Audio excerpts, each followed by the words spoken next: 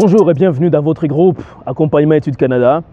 Je voudrais prendre quelques minutes pour effectivement dénoncer certaines pratiques qui hypothèquent l'avenir de plusieurs étudiants étrangers arrivés au Canada par les biais de certaines agences de voyage.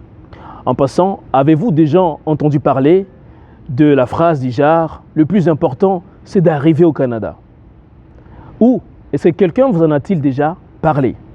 Voyez-vous, beaucoup de gens ont ajouté foi, ont cru, et c'est là vraiment à tort, à plusieurs agences de voyage qui sont installées sur le continent africain, qui leur ont promis mots et merveilles pour venir au Canada. Et ils leur ont dit, mais une fois que vous arrivez au Canada, c'est pas grave, on va vous proposer des solutions qui vont vous aider à vous intégrer assez rapidement. Et en écoutant, en parlant avec plusieurs personnes, j'ai identifié 7 fausses bonnes propositions, solutions qui sont proposées par certaines agences de voyage qui sont installées sur le continent africain.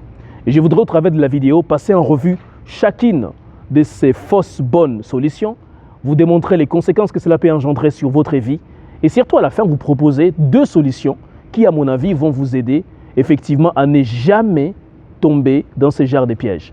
Alors la première fausse bonne solution qu'on propose aux étudiants étrangers qui sont encore au pays et qui sont en partance pour le Canada, c'est de leur dire il faut arriver sur place, vous pouvez changer de programme.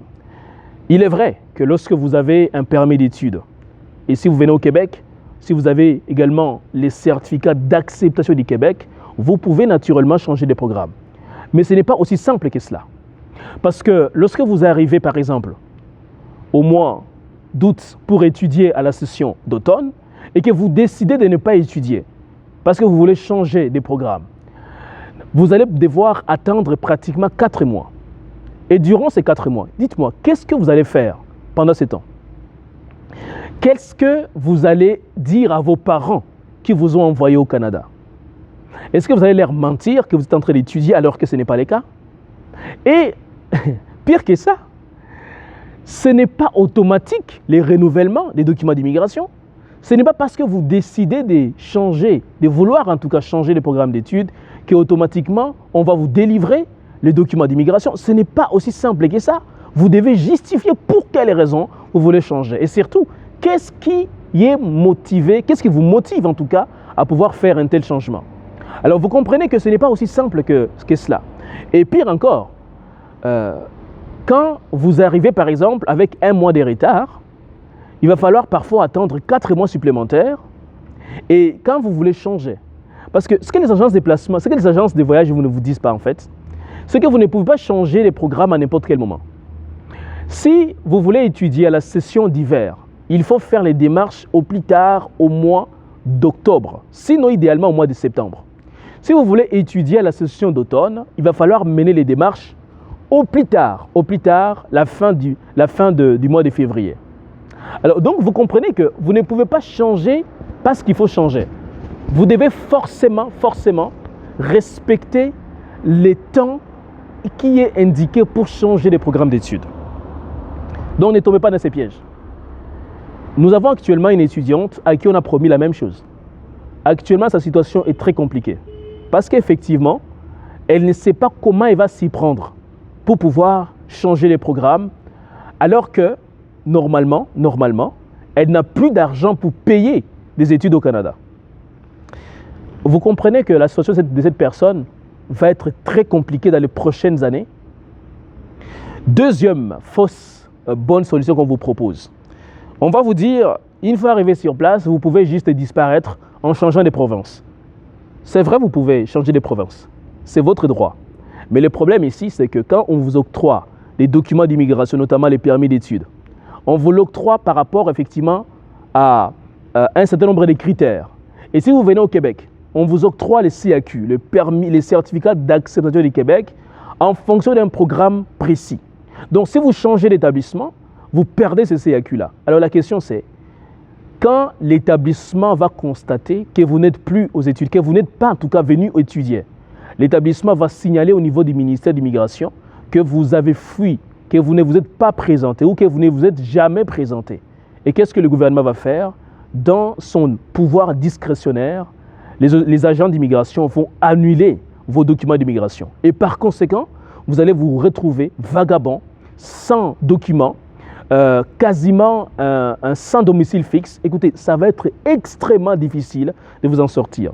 Et pour pouvoir ensuite rentrer dans vos droits, récupérer vos documents, il vous faudra au minimum 5 ans. Alors vous comprenez que vous ne pouvez pas accepter n'importe quelle solution que, soi-disant, les agences des voyages vous proposent depuis que vous êtes au pays. Prenez le temps de bien vous informer. Ce que je vous dis, c'est tellement sérieux parce que j'ai vu des dégâts que ce genre de choses ont causé sur la vie de bien d'étudiants étrangers. Troisième fausse bonne solution, on vous dit souvent, il faut arriver sur place, vous pouvez abandonner les études et aller travailler. Il est vrai que déjà avec votre permis d'études, vous avez droit de travailler 20 heures par semaine pendant vos études. Et pendant la période estivale, vous pouvez travailler jusqu'à temps plein. Mais ça, c'est si vous êtes en ordre avec la loi. Si vous n'êtes pas en ordre avec la loi, comment allez-vous travailler? Parce que les employeurs demandent que vous puissiez présenter la preuve que vous êtes bel et bien inscrit dans un établissement d'enseignement, que vous fréquentez un établissement d'enseignement et que par-dessus tout, vous avez vos documents en règle. Alors si vous n'êtes plus aux études, si vous ne fréquentez pas un établissement d'enseignement désigné, comment allez-vous prouver à un employeur sérieux et respectueux de la loi qu'effectivement vous êtes en règle? Quatrième fausse bonne solution qu'on propose aux étudiants étrangers qui sont au pays, on vous dit souvent qu'il faut arriver sur place, vous pouvez demander les statuts d'asile, les statuts des réfugiés politiques. Mais le problème ici, c'est que pour pouvoir demander ces statuts-là, il faut prouver hors de tout doute que vous êtes en danger de mort dans votre pays, que vous êtes poursuivi sur le plan politique, que vous avez maille à partir avec les systèmes politiques en place. Comment allez-vous faire? Allez-vous mentir? Oh, ne vous en faites pas. Les agents d'immigration sont formés pour détecter un moindre mensonge. S'ils voient qu'il y a un mensonge dans votre dossier, automatiquement vous êtes éliminé. Alors vous comprenez pourquoi beaucoup de dossiers des demandes d'asile sont systématiquement refusés et rejetés? Pourquoi? Parce que assez souvent, c'est un tissu de mensonges du début à la fin. Cinquième fausse bonne solution qu'on vous propose, on va vous dire, mais ne vous en faites pas, il faut arriver sur place, vous pouvez faire un faux mariage avec si vous êtes un homme, on va vous dire avec une Canadienne. Et si vous êtes une femme, on va y revenir même, avec un Canadien. Vous n'avez aucune idée de combien de vies ont été détruites par ce genre de suggestions-là. Je me rappelle plus particulièrement d'une cliente que j'ai connue à qui on avait fait ce genre de suggestions. Et je me rappelle même d'un autre frère que j'ai connu personnellement qui est tombé dans ces pièges. Et vous savez, souvent, effectivement, vous pouvez faire ces faux mariages, n'est-ce pas? Qui n'est pas basé sur l'amour, c'est basé sur les intérêts, n'est-ce pas? Et durant le parcours, la femme tombe enceinte. Parce que beaucoup de femmes vont vouloir effectivement avoir un enfant. La femme va tomber enceinte. Et une fois que le mariage est passé et que l'enfant vient au monde, assurément que vous allez vouloir divorcer, n'est-ce pas? Mais quand vous divorcez, la pension alimentaire qu'on va vous demander, ça va vous coûter les yeux de la tête. Parce que, figurez-vous, on va commencer à vous couper la moitié de votre salaire pendant 18 ans. Pendant 18 ans. Est-ce que c'est vraiment ça que vous voulez? Sixième fausse, septième plutôt, non, sixième oui. Sixième fausse bonne solution qu'on vous propose, on va vous dire, si vous êtes une femme, vous pouvez juste tomber enceinte. Cela n'est pas grave. Écoutez-moi très bien, je peux vous dire une chose, sincèrement par là, c'est que c'est vrai, vous pouvez tomber enceinte. Mais la question c'est quoi la suite? Est-ce que vous savez combien coûtent les frais médicaux pour les étudiants étrangers qui n'ont pas la carte d'assurance maladie du Québec, par exemple? Par consultation, on est autour de 400 $. 400 $ par consultation. Mes amis, pendant 9 mois de grossesse, comment allez-vous faire? Vous allez vous retrouver tout seul. Parfois, la personne même qui sera responsable de la grossesse va vous abandonner. Et c'est là que je me rappelle d'une histoire triste. Une étudiante à qui on a dit, non, tu peux juste tomber enceinte, et puis après, une fois que tu es enceinte, de toute façon, tu vas accoucher un enfant canadien. On ne pourra pas vous renvoyer. C'est faux. Il y a beaucoup de femmes qui sont renvoyées avec leurs enfants canadiens. Parce qu'en fait, il s'agit de vous d'abord et avant tout. L'enfant, il est canadien, il pourra revenir au Canada quand il veut. Mais comment l'enfant va-t-il grandir? Et c'est là que vous entendez des histoires terribles où les enfants sont placés dans des familles d'accueil. Ensuite, là-bas, ils sont violés, ils sont maltraités. N'écoutez pas n'importe qui. Ne vous fiez pas aux conseils de n'importe qui. Vous pouvez regretter votre avenir au Canada. Je termine par la 7e fausse bonne solution que vous propose. On vous dit parfois, vous pouvez subtiliser, vous pouvez voler l'identité de quelqu'un et commencer à travailler et à vivre sous une autre identité. Aïe, aïe, aïe. Je me rappelle même l'histoire d'une dame qui travaillait. Écoutez, la dame s'appelait Béatrice. C'est son vrai nom. Mais elle a subtilisé l'identité d'une autre personne. Elle travaillait sous l'identité d'une autre personne. Et cette fois-ci, elle a pris le nom de Jacqueline. Alors quand son patron était en train effectivement de passer pour saluer tous les employés, et son patron l'a appelée. « Bonjour Jacqueline ». Elle n'a pas répondu. « Allô Jacqueline, ça va bien ?» Elle n'a pas non plus répondu. Et finalement, elle s'est rappelé qu'effectivement, au travail, elle s'appelait Jacqueline, mais dans la vraie vie, elle s'appelait Béatrice. Elle a dit « Oui, je vais bien, je vais bien ». Vous savez ce qui s'est passé? Le patron l'a appelé, lui a dit « À la fin du travail, tu vas venir me voir ».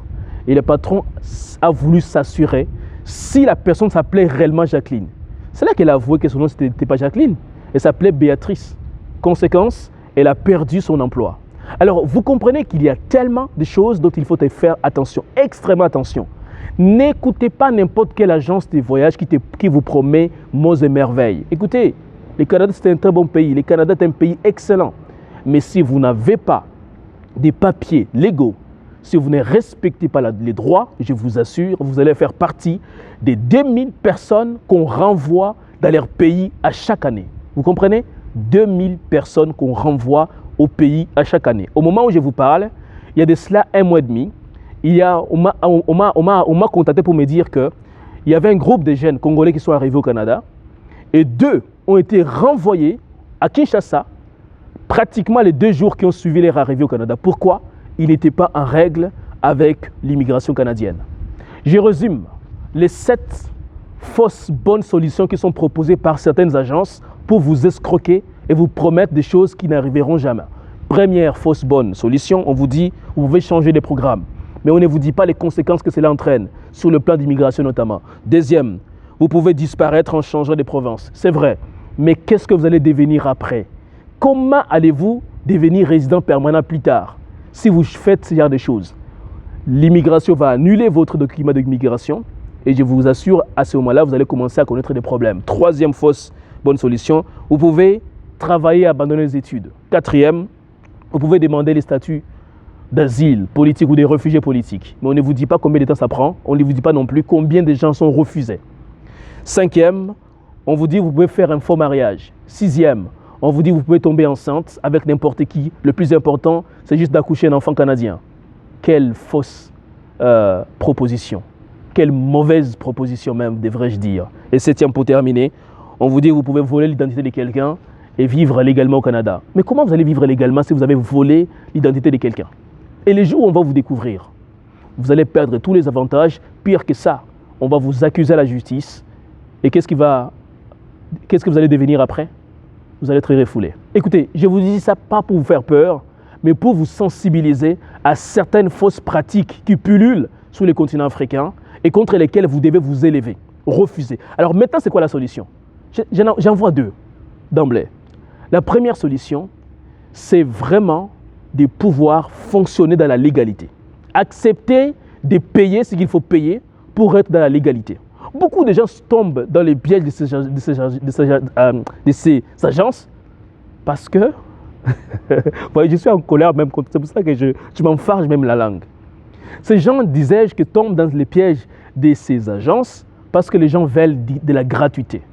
Or, si vous voulez des choses gratuites, mes amis, vous allez vous attirer beaucoup de problèmes. Deuxième solution, faites-vous accompagner par des professionnels. Nous avons créé Etudy, www.etudy.ca, une entreprise qui accompagne les étudiants étrangers au Canada dans le but de vous aider à transformer votre rêve d'étudier au Canada en réalité. Nous avons déjà enregistré beaucoup de succès. Écoutez, notre objectif, c'est de vous aider. Nous pouvons vous aider, mais je vous en supplie, n'écoutez pas n'importe qui. Écoutez des gens qui sont accrédités par le gouvernement du Canada, reconnus par les instances gouvernementales et qui peuvent vous accompagner pas à pas jusqu'à destination. Hier, j'ai reçu un appel d'un étudiant, je termine par là, qui est arrivé au Canada. Et au moment où il est arrivé, son père est décédé. Ses parents, les membres de sa famille se sont emparés de tous ses biens. Et au moment où je vous parle, il n'a plus d'argent. Cet étudiant, il est arrivé avec 1 mois de retard. Conséquence, l'université où il s'est inscrit et où il a obtenu la lettre d'admission lui a refusé de commencer cette session. Et il doit attendre la session prochaine. Or, le problème, c'est que son père vient de décéder, il n'a plus d'argent. Comment ce genre d'étudiant va-t-il vivre? Alors, je me pose la question, combien de personnes sont dans ce genre de situation? Bien sûr que nous sommes là pour l'aider, dans la mesure du possible, dans toute la légalité. Mais je vous en supplie, faites-vous accompagner par des professionnels. Alors, je vous dis merci d'avoir été là. Si vous voulez avoir plus d'informations, si vous nous captez en dehors du groupe Accompagnement Études Canada, abonnez-vous à ce groupe Facebook. C'est un groupe dédié aux étudiants étrangers. Je vous assure que les informations que nous partageons sont précieuses. Alors, on s'est dit à très bientôt.